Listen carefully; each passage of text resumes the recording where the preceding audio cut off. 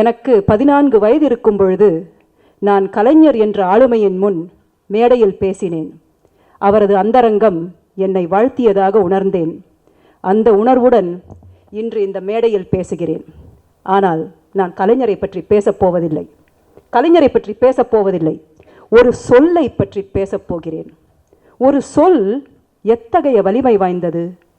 சொல்லொக்கும் கடிய வேக சுடுசரம் என்கிறான் கம்பன். சொல்லை ராமனின் அம்புக்கு ஒப்பிடுகிறான் அந்த புலவன். தாமஸ் கார்லைல் என்ற ஸ்காட்லாந்து நாட்டு அறிஞர் கூறினார், சொல்லின் வலிமையால் ஒருவன் தலைவனாகலாம் என்று. அவனுக்கு போர் வலிமை தேவையில்லை, தோள் வலிமை தேவையில்லை, சொல்லின் வலிமையால் ஒருவன் தலைவனாகலாம். இது சாத்தியமா என்று சிந்தித்து பார்த்தேன். உலக வரலாற்றை புரட்டி பார்த்தேன். மார்க் ஆண்டனி, ரோமாபுரியைச் சேர்ந்த நாவலர், சொல்லின் செல்வர், அந்த நாட்டு அரசன் ஜூலியஸ் சீசர் மாண்ட பொழுது பேசினார். Friends, Romans, countrymen, lend me your ears. Great Caesar fell. Oh, what a fall was that, my countrymen. For you and I and all of us fell down. இந்த சொற்பொழிவு அந்த நாட்டு மக்களுக்கிடையே ஒரு புரட்சியை ஏற்படுத்தியது, ஒரு வீழ்ச்சியை ஏற்படுத்தியது. இந்த சொற்பொழிவு மார்க் ஆண்டனியை ரோமாபுரி சாம்ராஜ்யத்தின் ஒரு பகுதிக்கு தலைவனாக்கியது. ஆனால் அந்த தலைமை நீடிக்கவில்லை. ஏன் தெரியுமா? சொல் வலிமை மட்டும் போதாது, அதை செயலாக மாற்றும் திறன் வேண்டும். அது மார்க் ஆண்டனியிடம் இல்லை. அடுத்து வின்ஸ்டன் சர்ச்சில், இங்கிலாந்து நாட்டு பிரதமர். 2ஆம் உலகப் போரின் பொழுது இங்கிலாந்து நாடு மாபெரும் தோல்வியுறும் நிலையில் இருந்தது. இந்த சொல்லின் செல்வர் பேசினார். விக்ட்ரி அட் ஆல் காஸ்ட் என்றார். Victory in spite of terror. Victory no matter how long and hard the road may be, for without victory there is no survival. இந்த சொற்கள் நலிந்த நாட்டை நிமிரச் செய்தது. தனது செயல்திறனால் சர்ச்சில் இங்கிலாந்து நாடை போரில் வெற்றி பெறச் செய்தார். ஆனால் அதற்கு பிறகு வந்த தேர்தலில் சர்ச்சில் தோல்வியுற்றார். இதற்கென்ன காரணம்? சொல் வலிமையும் செயல்திறனும் மட்டும் போதாது, அந்த செயலை சாதனையாக்க வேண்டும். செயல் எப்பொழுது சாதனையாகும்?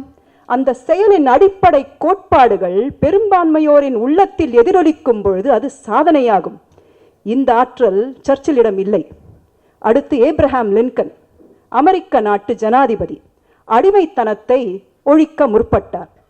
407 years ago, our fathers brought forth on this continent a nation conceived in liberty and dedicated to the proposition that all men are created equal.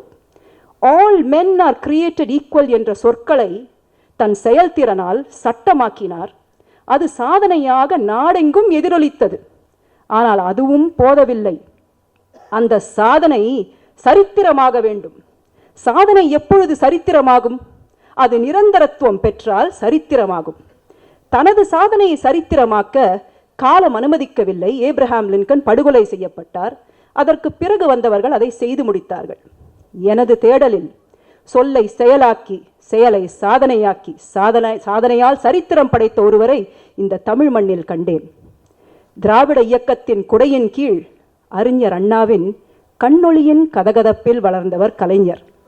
அறிஞர் அண்ணாவின் இரங்கல் அஞ்சலியில் பேசினார். இரவலாக உன் இதயத்தை என்னிடம் தந்திடு அண்ணா, நான் வரும்பொழுது அதை கையோடு கொண்டு வந்து உன் கால்களில் வைப்பேன் என்றார். இந்த சொற்களின் தடங்கான ஆழம் அவரை ஆட்சியின் சிகரத்திற்கு எடுத்துச் சென்றது. ஆட்சியில் அமர்ந்தவர் தனது ஆட்சியை சாமானியர்களின் சகாப்தம் என்றார். ஏழையின் சிரிப்பில் இறைவனை காணலாம் என்றார். வானவில் வண்ணம் படைத்த சமுதாயத்தில் அனைவரையும் என் உயிரினும் மேலான உடன்பிறப்புகளே என்று அழைத்தார், கட்டி அணைத்தார். சமத்துவம், சமநீதி, சமுதாய நீதி என்ற கோட்பாட்டுக்களை தாங்கிய அவரது சொற்களை செயல்திறனால் சட்டமாக்கினார். அது நாடெங்கும் சாதனையாக எதிரொலித்தது. பிறகு நிரந்தரத்துவம் பெற்று சரித்திரமாக மாறியது. சொல், செயல், சாதனை, சரித்திரம் இவை அனைத்தும் இவரது 60 ஆண்டு கால பொது வாழ்க்கையில் நிகழ்ந்தது. அந்த சரித்திரம் அளிக்கும் சுதந்திரத்தை தான் இன்று நீங்களும் நானும் அனுபவிக்கிறோம். சுதந்திரம் என்று நான் எதை சொல்கிறேன்? 1947ஆம் ஆண்டு இந்திய நாடு சுதந்திரம் அடைந்தது. ஆனால் இன்றும் இந்த நாட்டின் பல மாநிலங்களில் தனி உரிமை இல்லை. தனி உரிமை இல்லை. பெண்ணாக பிறந்த நான் நள்ளிரவில் அஞ்சாமல் சாலையில் நடந்து செல்கிறேன். நான் பணியாற்றும் மருத்துவமனைக்கு செல்கிறேன். அங்கு காவலர்கள் இருக்கிறார்கள் என்ற தைரியம் அல்ல எனக்கு. இந்த தமிழ் மண்ணில் நான் ஒரு ஆணுக்கு சமமானவள் என்ற சிந்தனைதான் என் நெஞ்சில். இது இவர் சொற்கள் தந்த தனி உரிமை, இவர் சொற்கள் தந்த சுதந்திரம். முதலில் கம்பன் கழக விழாவிற்கு சென்றேன் 2015ஆம் ஆண்டு. அனைத்து ஜாதியை சார்ந்தவர்கள் ஒருங்கிணைந்து தமிழமுதம் பருகுவதைக் கண்டேன், வியந்து போனேன். இந்த காட்சியை இந்தியாவின் மற்ற மாநிலங்களில் பார்க்க முடியுமா? இது இவர் சொற்கள் தந்த தனி உரிமை, இவர் சொற்கள் தந்த சுதந்திரம். சமுதாயம் பிளவுபட்டு கிடந்ததை கண்டார் கலைஞர். இந்த பிளவுகளை எப்படி மாற்றுவது என்று சிந்தித்தார்.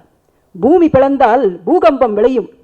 அந்த பிளவுகளில் நீரை பாய்ச்சினால் அந்த பிளவுகள் ஆறுகளாக மாறும். ஆறுகள் பாலைவனத்தை சோலையாக்கும். எனவே சமுதாயத்தில் ஏற்பட்ட பிளவுகளில் சமரசம் சமரசம் என்ற நீரை பாய்ச்சினார். ஜனநாயக பூஞ்சோலை மலர்ந்தது. சமரசம் என்ற ஒரு சொல்லை நாம் கலைஞரின் வாழ்க்கையிலிருந்து கற்றுக்கொள்ள வேண்டும். அந்த சொல்லுக்கு ஆங்கிலத்தில் சரியான விளக்கம் இல்லை. சிலர் மனதிலும் சரியான விளக்கம் இல்லை. இது வருந்த வேண்டிய விடயம். ஆனால் இந்த சொல்லின் பொருளை உணர்ந்தவர் கலைஞர். இந்த சொல்லுக்கு எடுத்துக்காட்டாக வாழ்ந்தவர் கலைஞர். இந்த சொற்களை நாம் உணர்ந்தோமே ஆனால் நமது சராசரி வாழ்க்கையிலும் பூஞ்சோலை மலரும். இன்று இந்த சரித்திர நாயகனின் சுயசரிதை இந்த மண்ணின் வரலாறாக மாறிவிட்டது. இது மிக முக்கியமான செய்தி. கலைஞரின் சுயசரிதை இன்று இந்த மண்ணின் வரலாறாக மாறிவிட்டது. The history of a nation is but the biography of great men. Thomas Carlyle சொன்னது. இந்த சரித்திர நாயகனை பார்க்க முடியவில்லையே என்ற வருத்தமா? வருந்தாதீர்கள். மரீனா கடற்கரைக்கு சென்று பாருங்கள். அங்கு எழும் ஓசைகளை காதோர்த்து கேட்டு பாருங்கள். அதில் அவரது புரட்சி கவிதையின் சந்தம் இருக்கும், காதல் கவிதையின் யாழொலியும் இருக்கும். ஒவ்வொரு அலையும் தமிழ் தமிழ் என்று முழங்கும். அந்த இயற்கையிடமிருந்து இந்த தமிழை பிரிக்க நினைத்தார்கள். அது நடக்கவில்லை. தமிழ் காற்றும் தமிழ் மண்ணும் தமிழ் அலையும் இந்த தமிழ் மகனை வா வா என்று தன் கருவறைக்கே அழைத்துச் சென்றது. இன்று தமிழ்த்தாயின் அரவணைப்பில் அங்கு வீற்றிருக்கிறார் கலைஞர். எனவே என் உயிரினும் மேலான உடன்பிறப்புகளே, வருந்தாதீர்கள். அவரை பார்க்க வேண்டுமென்றால் அங்கு செல்லுங்கள். இந்த மண் இருக்கும் வரை, இந்த மொழி இருக்கும் வரை, அறிஞர் அண்ணாவின் எதையும் தாங்கும் இதயம் இருக்கும் வரை இவரும் அங்குதான் இருப்பார். வணக்கம்.